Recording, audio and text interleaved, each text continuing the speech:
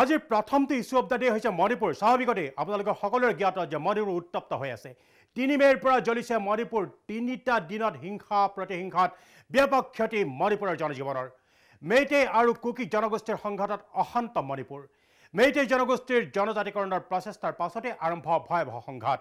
ইফালে দিন বাগৰাৰ লগে লগে মণিপুৰৰ হিংসাত মৃতকৰ সংখ্যা বৃদ্ধি পাইছে। 54জন হৈছেগৈ। চৰকাৰী তথ্য মতে আজিলৈকে মৃত্যুৰ সংখ্যা হৈছে 54গৰাকী লোক।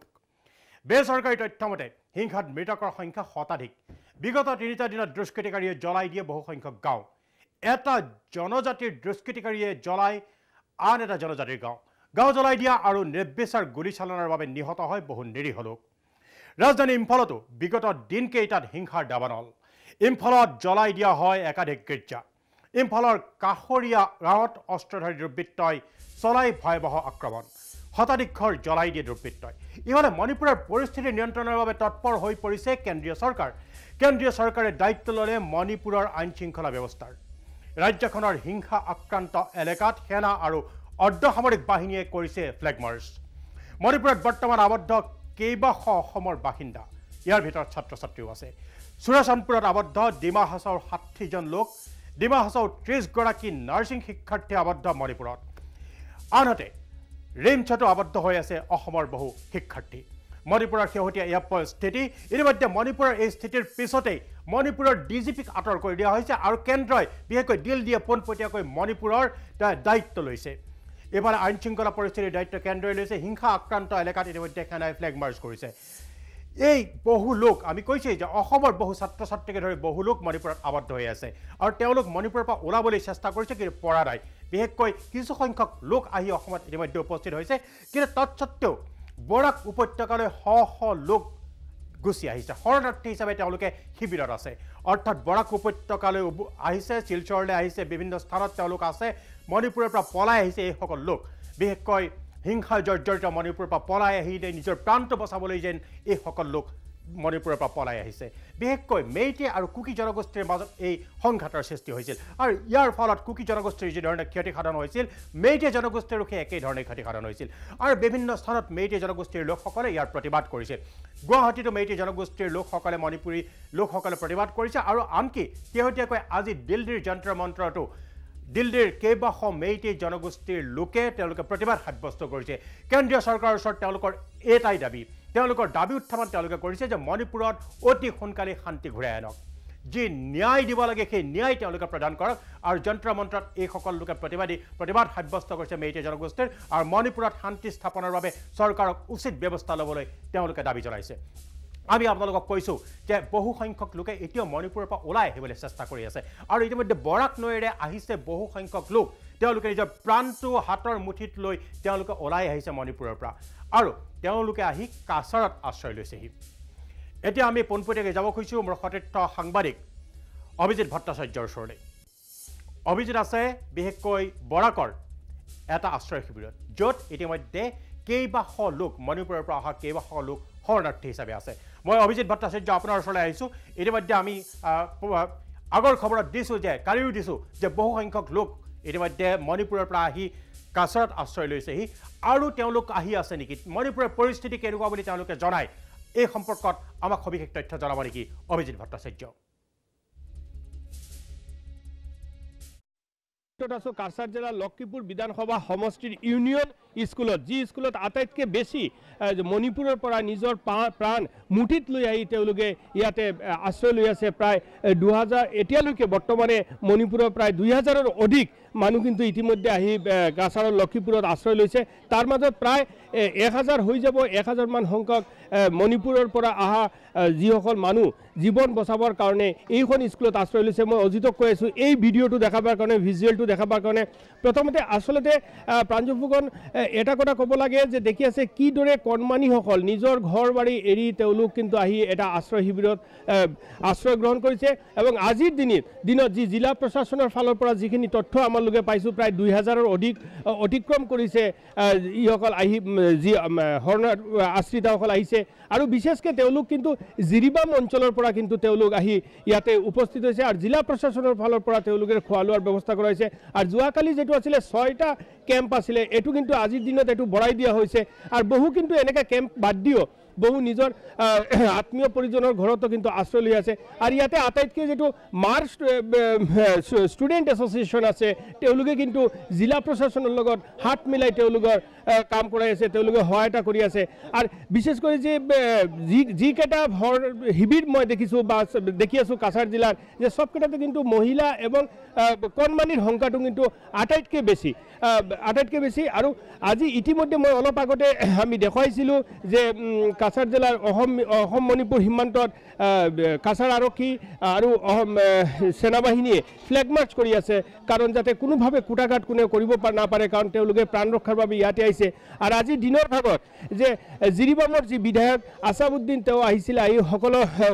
পৰিদৰ্শন কৰি গৈছিলে আৰু পৰিদৰ্শনৰ পাছত তেওঁ এটা কথা খালি কৈ গৈছিলে যে জিৰিবামত যি অৱস্থা হৈছে হয়তো আৰু 2 দিনৰ ভিতৰত পৰিস্থিতি নিয়ন্ত্ৰণ হ'ব তেওঁলোক নিজৰ ঘৰত উভতি যাব চাওক আসলে আৰু এটা কথা ক'ব লাগে প্ৰাঞ্জল ফুকন যে এইসকল যি মানুহ আছিলে মই কাইলৈৰ পৰা দেখিছোঁ তেওঁলোকৰ ভাষাগত এটা সমস্যা আছে তেওঁলোকে কথা ক'ব নাপাৰে যে বেংগলী বা অসমীয়া বা হিন্দী ইংলিছ তেওঁলোকে নিজৰ ভাষাটো কিন্তু তাৰ কাৰণে তেওঁলোকৰ পৰা কথা পতাটো অলপ মুস্কিল হয় এতিয়াও চেষ্টা কৰি আছে জ্যেষ্ঠ এজন মানুহ আছে आप लोग कहाँ से आया फैतुल वहाँ पे हालात कैसा है हम लोग ना हम लोग रानी बैंक से आगुन जलाया था ना हम लोग डरते हमें पैदल में से आया था और उसके बाद ऑटो में आया था তেখেতে কৈছে যে তেখেতৰ ঘৰ বাৰী জ্বলাই দিছে এবং তেওঁলৈ কিন্তু নৈপটে আৰু খোজকাঢ়ি তাতে আহিছে মাৰ্চ ষ্টুডেণ্ট এছ'চিয়েশ্যন सेक्रेटरी আছে মই তেখেতৰ লগত কথা পাতিম কাৰণ ইহঁতে এটা ভাষাগত কাৰণ अच्छा आज तक कितना आदमी अभी तक आया है ये कैंप अभी तक आया है 1200 1200 अभी वहाँ का हालात क्या है मुझे पता नहीं उधर का हालत तो यहाँ में हम लोग तो बस shelter we are providing shelter to those who are coming from there अच्छा उन लोगों का खाना पीना और उन लोगों को खाना पीना ये असम सरकार का तरफ से भी मिला है और हम लोग ये सोसाइटी का तरफ से भी मिला है তো আসলে কি ইয়াতে যি জিলা প্ৰশাসনৰ ফালৰ পৰা তেওঁলোকৰ খোৱা লোৱাৰ ব্যৱস্থা কৰিছে মই অজিতক কৈছোঁ এই দৃশ্য দেখাবৰ কাৰণে তেওঁলোকে বহি আছে হয়তো অলপ পাছতে তেওঁলোকৰ খোৱা লোৱাৰ ব্যৱস্থা কৰা হ'ব মই যেটো আগতে কৈছোঁ যে যিসকল আহিছে তেওঁলোকে কিন্তু তেওঁৰ ভাষাত আমাৰ লোকক যখন বুজাইছে যে তেতে এতিয়াও হিংসা জড়িত আছে তেওঁলোকৰ ঘৰ বাৰী জ্বলাই দিয়া হৈছে বিভিন্ন চাৰ্চ জ্বলাই দিয়া আছে আচলতে তেওঁলোকে কোনো ভাষা যে আমাৰ অসমীয়া হোক হিন্দী হোক তেওঁলোকে ক'ব নোৱাৰে কিন্তু আপোনালোকে দৃশ্যটো খালি চাই থাকক যে ইহঁতৰ অৱস্থাটো কেনেকা তেতিয়াও মই চেষ্টা কৰি আছোঁ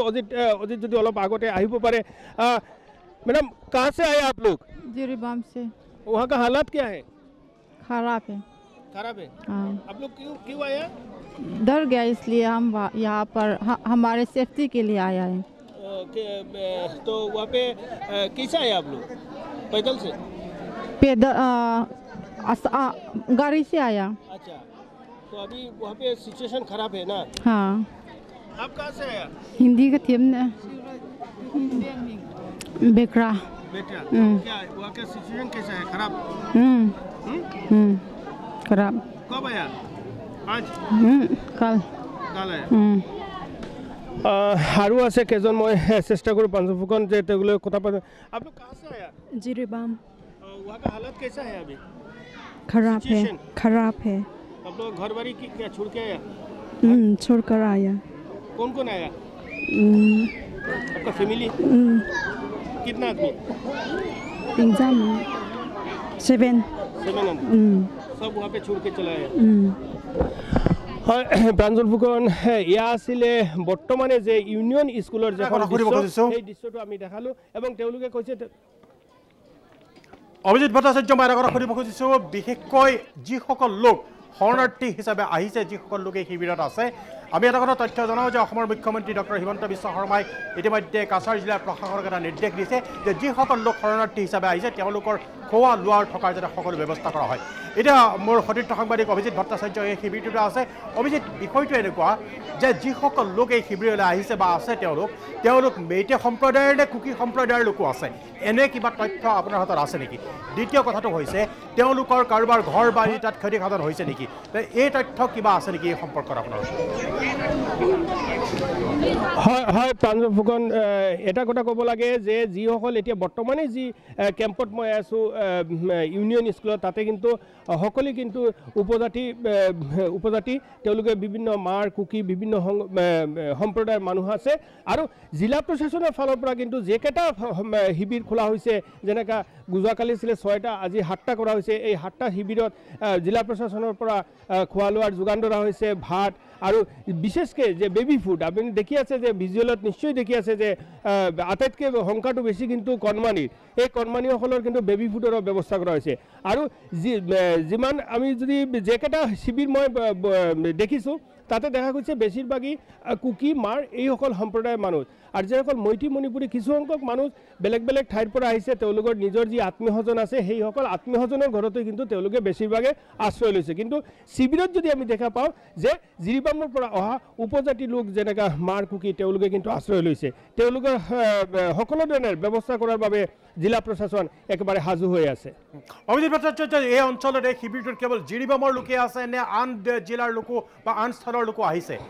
যিসকলৰ লগত আপুনি কথা পাতিলে মই দেখিছোঁ জিৰিবামৰ পৰা আহিছোঁ বুলি কৈছে বা সংসৰ্গ জড়িত অঞ্চল জিৰিবাম নে আন অঞ্চলৰ পৰা লোকো আহিছে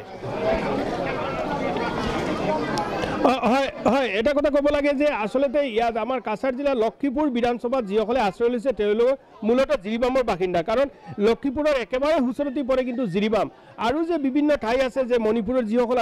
অঞ্চল আছে সেই অঞ্চলৰ পৰা কিন্তু বহুতে মিজোৰামত কিন্তু বহুতে আশ্ৰয় লৈছে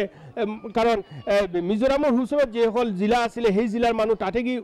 আশ্ৰয় লৈছে আৰু বিশেষকৈ লক্ষীপুৰ অৰ্থাৎ কাছাৰ জিলাৰ লক্ষীপুৰত যিসকলে আশ্ৰয় লৈছে তেওঁলোক বেছি অংশ হ'লগৈ জিৰিবামৰ পৰা অহা জিৰিবামৰ বিভিন্ন ঠাইৰ বিভিন্ন পাহাৰীয়া অঞ্চলৰ পৰা তেওঁলোক আহিছে